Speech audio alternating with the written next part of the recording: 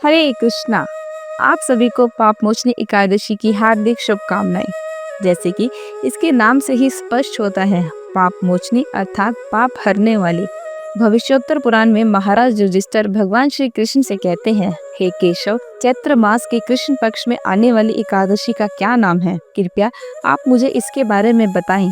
भगवान श्री कृष्ण ने कहा, हे राजन, चैत्र मास के कृष्ण पक्ष में आने वाली एकादशी को पाप मोचनी एकादशी कहते हैं। बहुत वर्ष पहले लोमश ऋषि ने राजा मानधाता को इस पाप मोचनी एकादशी की महिमा सुनाई थी। इस एकादशी का व्रत का पालन करने से मनुष्य सभी पापों से मुक्त हो जाता है और जीवन के अनेक प्रकार के बुरे अनुभव से मुक्त होकर अष्ट सिद्धि को प्राप्त करता है। लोमश ऋषि ने कहा, प्राचीन समय में देवताओं के कोषा अध्यक्ष कुबेर का एक अत्यंत सुंदर चित्ररथ नामक एक सुंदर और दिव्य वन था। इस उपवन में देवराज इंद्र, स्वर्ग कन्याएं, किन्नर, अप्सराएं और गंधर्व सदा विहार करते रहते थे। उसी दिव्य उपवन में भगवान शिव के परम भक्त मेधावी ऋषि कठोर तपस्या कर रहे थे। उनकी तपस्या को भंग करने के लिए स्वर्ग की अप्सराएं अनेक प्रयास किया करती थी। कामदेव भगवान शिवजी का शत्रु था। शिवजी ने एक बार कामदेव को भस्म कर दिया था और उसी का प्रतिशोध लेने के लिए कामदेव ने मंजुघोषा अप्सरा को मेधावी ऋषि की तपस्या भंग करने के लिए कहा। मंजुघोषा ने ऋषि के आश्रम के समीप अपनी कुटिया बनाई और मधुर स्वर में गाने लगी। उनकी मोहक छवि और सुरीली वाणी ने ऋषि का ध्यान आकर्षित कर लिया। अतः उस अप्सरा ने ऋषि की तपस्या भंग कर दी और ऋषि भी उनके प्रेम में पड़ गए। स्त्री संग में मगन होकर उन्हें दिन रात का कोई भान नहीं रहा। उसके पश्चात मंजुघोषा ने जाना कि मेधावी ऋषि का पतन हो चुका है और उसने ऋषि से स्वर्गलोक में लौटने की अनुमति मांगी। उसके द्वारा अनुमति मांगने पर मुनि को आत्मज्ञान हुआ कि इस अप्सरा के कारण मेरी तपस्या भंग हो गई है। वह उस अप्सरा से कहने लगे, तुमने मेरे जीवन और तपस्या इन दोनों का नाश किया है। ऋषि की आंखों में आंसू आ गए और उन्होंने मंजुघोषा को श्राप दिया, हे दुष्ट, तुम्हें धिक्कार है। तुमने मेरे साथ पिशाचनी जैसा व्यवहार किया है, इसलिए तुम पिशाचनी बन जाओ। ऋषि से श्राप मिलने के पश्चात मंजुघोषा ने कहा, हे द्विजवर, कृपया ये कठोर श्राप आप वापस ले लीजिए।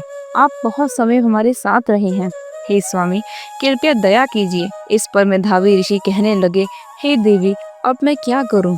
तुमने मेरी तपोशक्ति तथा तपोधन का नाश किया है, फिर भी मैं तुम्हें इस श्राप से मुक्त होने का उपाय बताता हूँ।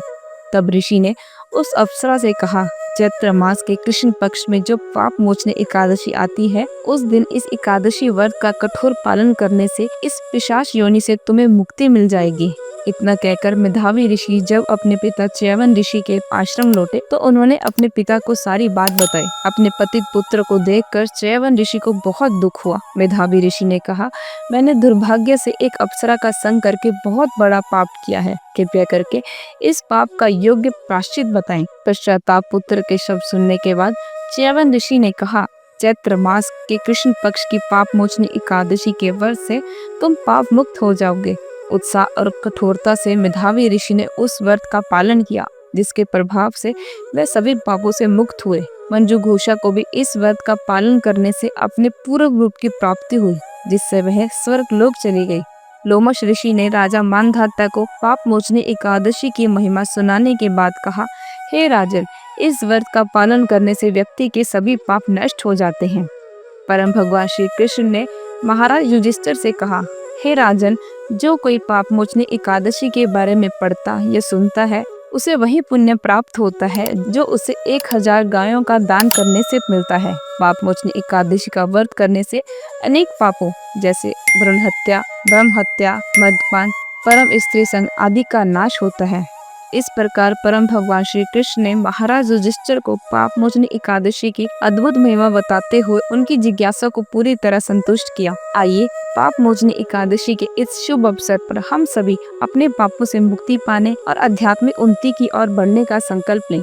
अगर आपको यह वीडियो अच्छा लगा हो तो इसे लाइक करें, अपने प्रियजनों के साथ शेयर करें और हमारे चैनल को सब्सक्राइब करना ना भूलें। हरे कृष्णा।